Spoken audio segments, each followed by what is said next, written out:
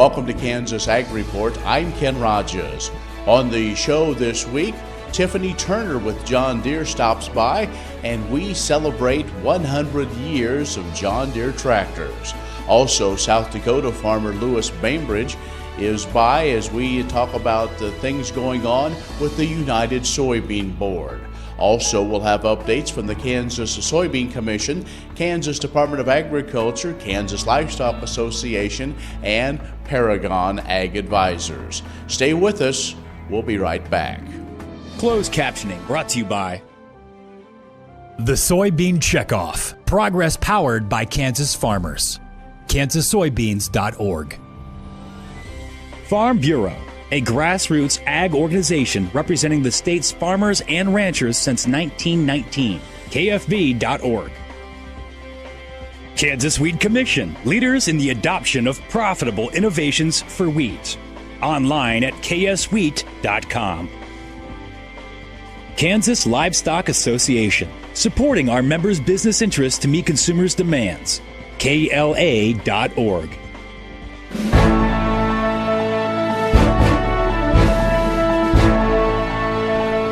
Let's spend a few moments now talking John Deere tractors with the Tiffany Turner as she works with the large tractors.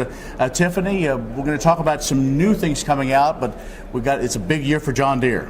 Absolutely. We are very excited to celebrate the milestone of being in the tractor business for 100 years. March 14th, 2018 marks that big milestone. John Deere green, I tell you, that's almost synonymous. When you think of tractors, I would guess most people would say that's the color they would pick out. And the long line of those from, of course, the Johnny Pops, the A's, to now the exterior, all these, it's amazing. You know, I grew up on the 3010s, 4010s, 4020s. Still, probably my favorite tractor is the 4020, even though I like the new ones. Well, you know, it's amazing to think that when the tractor industry really started at the turn of the century, you know, they were heavy, they were expensive, and people really couldn't get into the business. It was too expensive. And then in 1911, when the Waterloo Gasoline Company really got going, that's when things changed. They came out with smaller units, the Waterloo Boy, you had the Model N, and to think that we started with 25 belt horsepower, and now we're up to 620 engine horsepower, I just can't even wait for what the next 100 years will bring. It is. Well, speaking of that, some new things out you're announcing or are out and available for folks to order.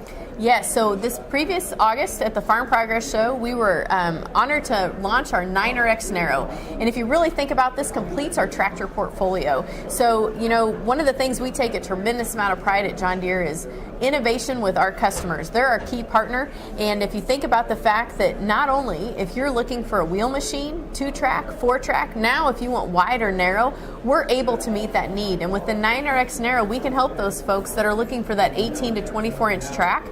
And looking from that 80, 88, or 120-inch track spacing, we're able to fit that need with this unit. Do you see more going to that narrow track configuration? A lot depends on your location and what you're raising. You know, row spacing all varies across, and it's a lot of times some of it's personal preference. So it varies. We're seeing the demand, and people are interested, and they're really excited because now they're taking a step back, trying to figure out what's the best need. You know, do they want a wheel? They might have driven a wheel for a while. Now they might look at these quad tracks, and it's very, to me, it's great that we can provide them these services. A little choice for whatever you want. If that's absolutely the tracks continue. There's more and more all the time. You see more and more of them in really all parts of the country. Absolutely. You know, when you're trying to reduce that compaction and you're trying to reduce any kind of issues in the field, you know, they look at these tracks, and when you look at the footprint that you're leaving in the field, these tracks is what can help minimize that and allow us to be as efficient as we can. And you know, that also leads us to the fact of talking about, you know, the cab. That's their office in the field. And we need to make sure we're efficient with our command view cab, and we can give them that ride comfort. So no matter what, for those long days, they're not getting out of there. They're getting out of there in the most comfortable state. And we also allow that opportunity to have all that technology at their fingertips. You know, when you think about it, they can't get up and out of the field to download data. They have everything right there at their fingertips, and we can provide that efficiency. It is. So can folks want to learn more about the 9RX 4-tracks? Your local dealers, probably a good place to start? Absolutely. We have the best channel, in my opinion, and they are out there to help you. Right now, you can place an order for that 9RX Narrow, and start of production will be right after the first of the year. All right, Tiffany. Well, thanks for the update. And again, congratulations, John Deere. Thank you. 100 years of the farm tractor for John Deere. Quite an accomplishment. Tiffany Turner has joined us from John Deere. Stay with us. We'll have more coming up. This segment brought to you by Kansas Livestock Association, supporting our members' business interests to meet consumers' demands. KLA.org. Oldie Seed Farms, carrying soil-specific seed. Find them on the web at oldieseed.com. That's OHLDE seed.com. Grass and Grain, online or in the mail, keeping Kansas farmers informed for over 60 years. Grassandgrain.com. Kansas Wheat Commission, leaders in the adoption of profitable innovations for wheat. Online at kswheat.com. Imagine having someone help you pick the best corn hybrids for every field on your farm. Your Oldie representative can combine your data with his data to offer a field-by-field prescription. Contact Oldie Seed today at 877-692-4555. All over the country, more and more communities are making the change to biodiesel, made from U.S. soybean oil. And the decision continues, improving the health and welfare for millions of Americans while adding billions to our national economy.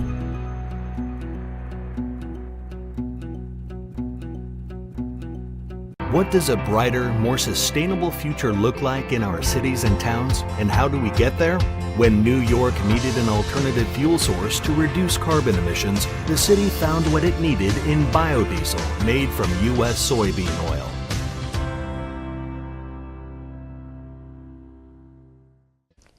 The producer-funded Kansas Wheat Innovation Center was built to get improved varieties into the hands of farmers faster. Kansas Wheat, farmers advancing their future through wheat genetics research. What if U.S. soybean oil were an industry sensation? If end users started asking for it by name? That future is here, the time is now. To meet customer demands, the Soybean Checkoff is investing in varieties that produce oil with increased functionality. A message from the Kansas Soybean Commission, the Soybean Checkoff. Progress powered by Kansas farmers.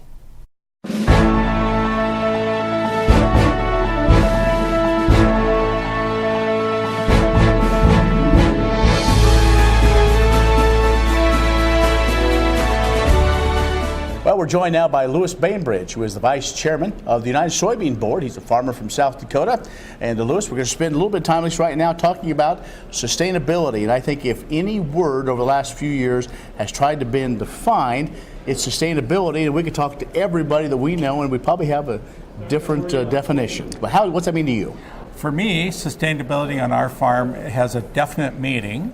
We, on our farm, have the next generation there, so I like to think that we are truly sustainable. We have Generation 4 involved in the farm.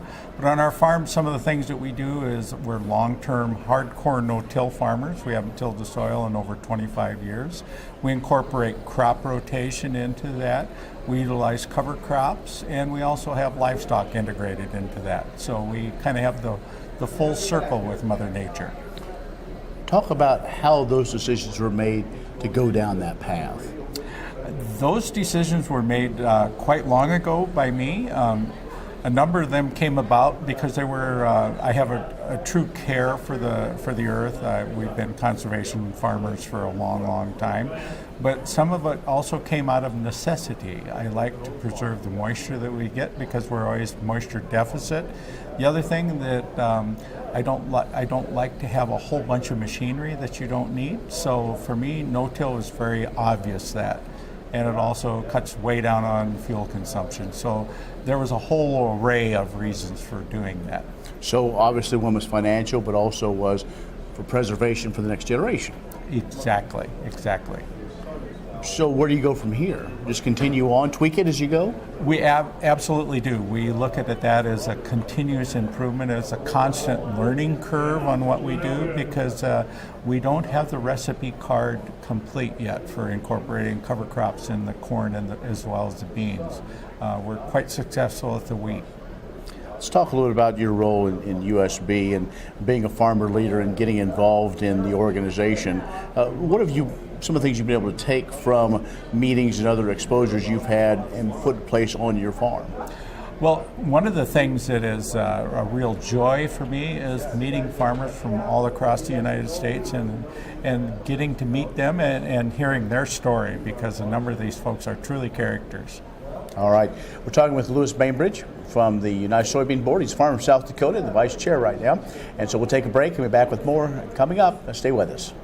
This segment brought to you by Farm Bureau, a grassroots ag organization representing the state's farmers and ranchers since 1919. KFB.org. Oldie Seed Farms, carrying soil-specific seed. Find them on the web at oldieseed.com. That's OHLDE seed.com. Grass and Grain, online or in the mail, keeping Kansas farmers informed for over 60 years. Grassandgrain.com. Kansas Wheat Commission, leaders in the adoption of profitable innovations for wheat. Online at kswheat.com.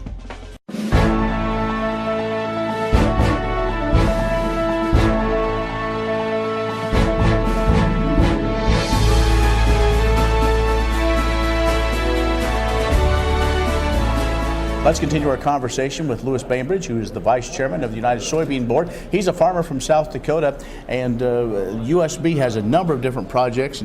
Let's talk about one with Goodyear and what's going on there. Well, Goodyear is one of the partnerships that we formed a long time ago, probably 6 years back. So we were working with them to have them look at soybean oil to incorporate into passenger car tires.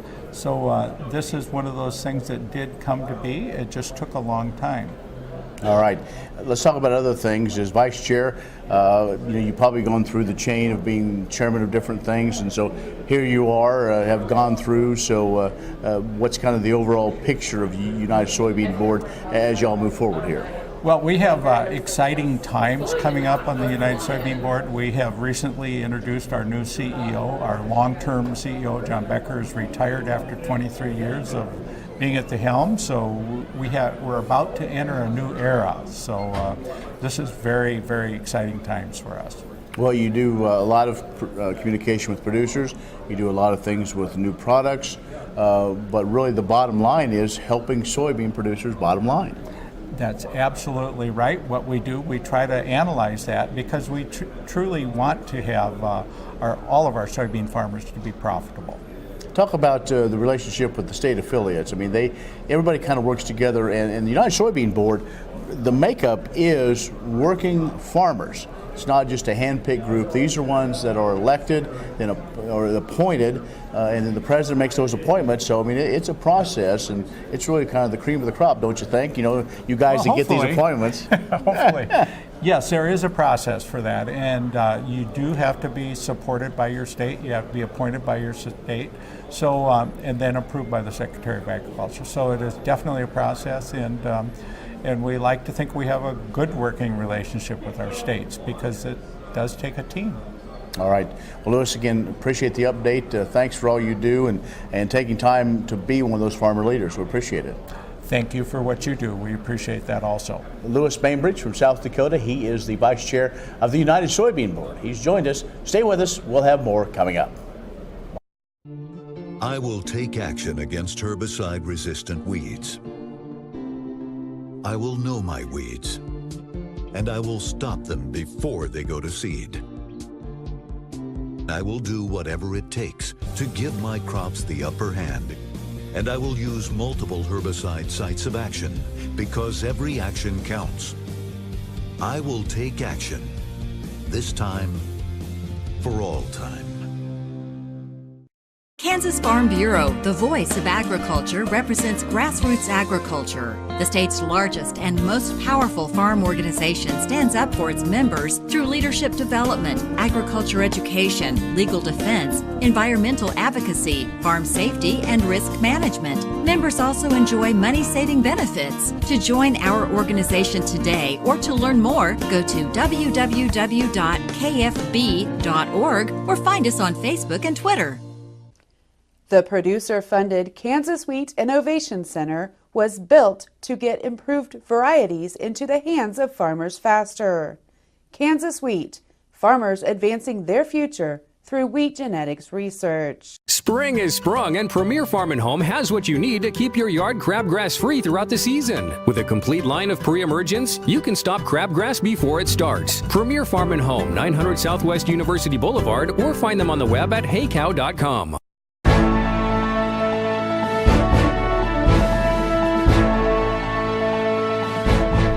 With checkoff sponsorship from the United Soybean Board, the American Soybean Association is conducting a series of webinars to help soybean farmers understand how new technology and effective data management can help improve their farm's sustainability. Data collection, analysis, and benchmarking are essential to achieving and sustaining continuous improvement in soybean production. As more customers of U.S. soybeans demand sustainably produced products, it is important for all soybean farmers to consider practices that will meet those demands.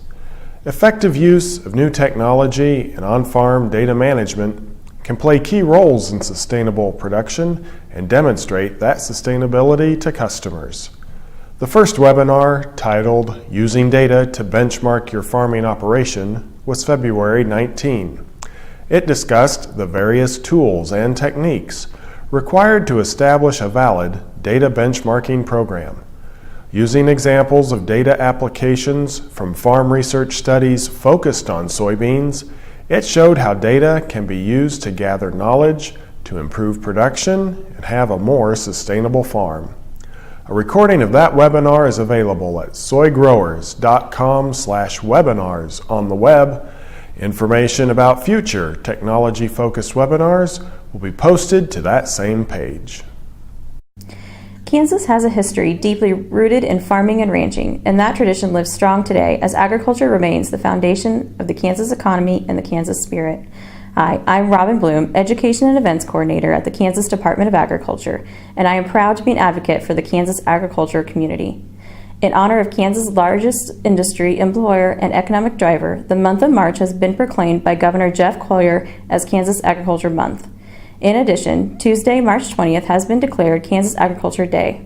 We hope that you will join us as we recognize the hardworking men and women in agriculture, and as we raise awareness that the crops and animals raised on farms and ranches in Kansas are feeding Kansas families, as well as providing healthy, wholesome food to families around the world. Kansas Agriculture Month kicked off on March 5th with a celebration of the Neighbor to Neighbor statewide food drive, a collaboration with Dillon's Food Stores and the 3 Feeding America food banks in Kansas. Watch for the Neighbor to Neighbor collection barrels in Dillon's throughout the month of March or donate online via our virtual food drive. You can celebrate Kansas Agriculture Month in your own communities as well. You'll find event ideas, promotional materials, and educational resources on our website, agriculture.ks.gov/KSAgDay. Kansas is leading the way in a dynamic, complex, and growing agriculture industry, providing food, fuel, and fiber for the world as we seek new opportunities for growth throughout Kansas agriculture. Join us as KDA celebrates the past and future of agriculture during Kansas Agriculture Month this March. This segment brought to you by Farm Bureau, a grassroots ag organization representing the state's farmers and ranchers since 1919. KFB.org. Oldie Seed Farms, carrying soil-specific seed. Find them on the web at oldieseed.com. That's OHLDE seed.com. Grass and Grain, online or in the mail, keeping Kansas farmers informed for over 60 years. grassandgrain.com. Kansas Wheat Commission, leaders in the adoption of profitable innovations for wheat. Online at kswheat.com. The producer-funded Kansas Wheat Innovation Center was built to get improved varieties into the hands of farmers faster. Kansas Wheat, farmers advancing their future through wheat genetics research. What if U.S. soybean oil were an industry sensation? If end users started asking for it by name? That future is here. The time is now. To meet customer demands, the Soybean Checkoff is investing in varieties that produce oil with increased functionality. A message from the Kansas Soybean Commission, the Soybean Checkoff. Progress powered by Kansas farmers. You need a partner that you can count on to be there for your business. providing a depth of understanding to risk management issues so you don't have to. A knowledgeable support team located in your area, delivering products and services to make you more successful.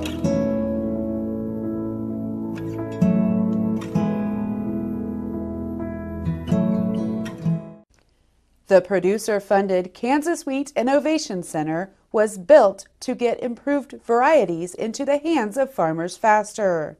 Kansas Wheat, farmers advancing their future through wheat genetics research. Kansas Farm Bureau, the voice of agriculture, represents grassroots agriculture. The state's largest and most powerful farm organization stands up for its members through leadership development, agriculture education, legal defense, environmental advocacy, farm safety, and risk management. Members also enjoy money-saving benefits. To join our organization today or to learn more, go to www.kfb.org or find us on Facebook and Twitter. What does a brighter, more sustainable future look like in our cities and towns, and how do we get there? When New York needed an alternative fuel source to reduce carbon emissions, the city found what it needed in biodiesel made from U.S. soybean oil.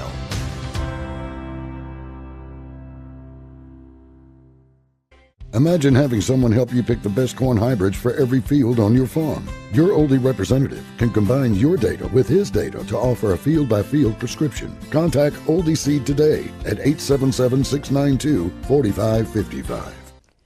The producer-funded Kansas Wheat Innovation Center was built to get improved varieties into the hands of farmers faster.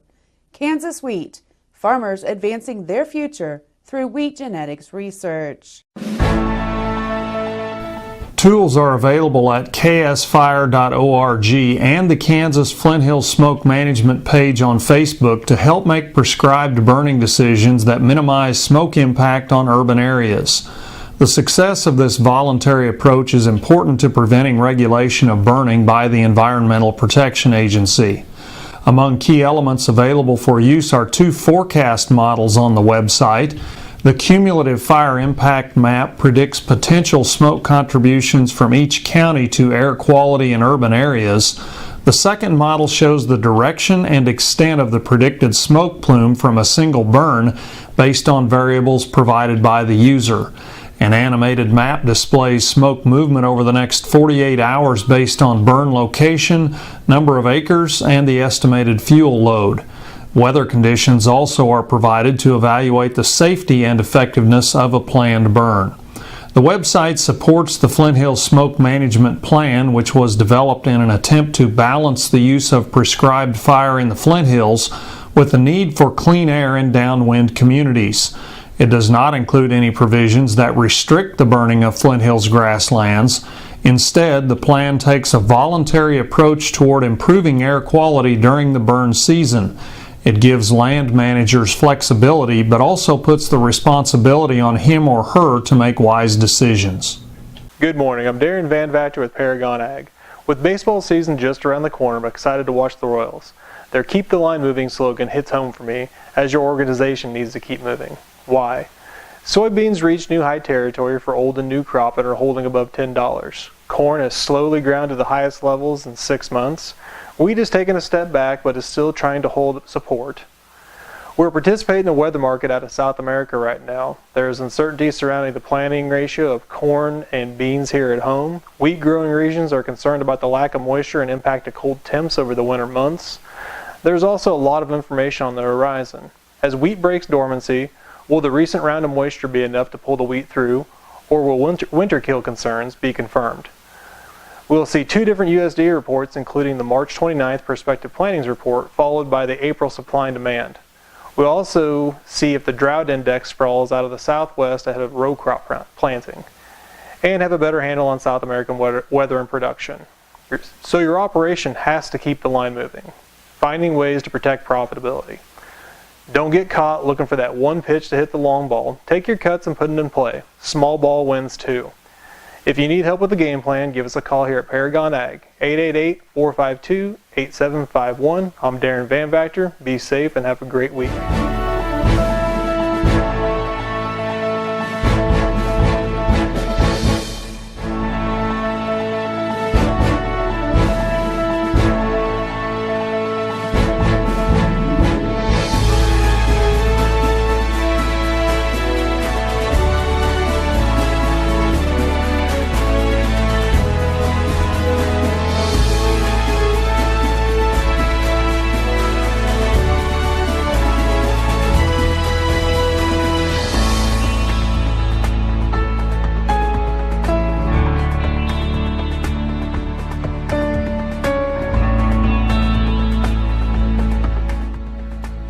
That's our show this week. If you want to watch it again or get ag information anytime online, go to KansasAgReport.net. You can also follow along with us on social media at Kansas Ag Report on Facebook and Twitter. I'm Ken Rogers. Thanks for watching. We'll see you next week. Closed captioning brought to you by The Soybean Checkoff. Progress powered by Kansas farmers. KansasSoybeans.org. Farm Bureau, a grassroots ag organization representing the state's farmers and ranchers since 1919. KFB.org. Kansas Weed Commission, leaders in the adoption of profitable innovations for weeds. Online at kswheat.com. Kansas Livestock Association, supporting our members' business interests to meet consumers' demands. KLA.org. What if U.S. soybean oil were an industry sensation? If end users started asking for it by name? That future is here. The time is now. To meet customer demands, the Soybean Checkoff is investing in varieties that produce oil with increased functionality. A message from the Kansas Soybean Commission, the Soybean Checkoff. Progress powered by Kansas farmers. Kansas Farm Bureau, the voice of agriculture, represents grassroots agriculture. The state's largest and most powerful farm organization stands up for its members through leadership development, agriculture education, legal defense, environmental advocacy, farm safety, and risk management. Members also enjoy money-saving benefits. To join our organization today or to learn more, go to www.kfb.org or find us on Facebook and Twitter. The producer-funded Kansas Wheat Innovation Center was built to get improved varieties into the hands of farmers faster. Kansas Wheat, farmers advancing their future through wheat genetics research.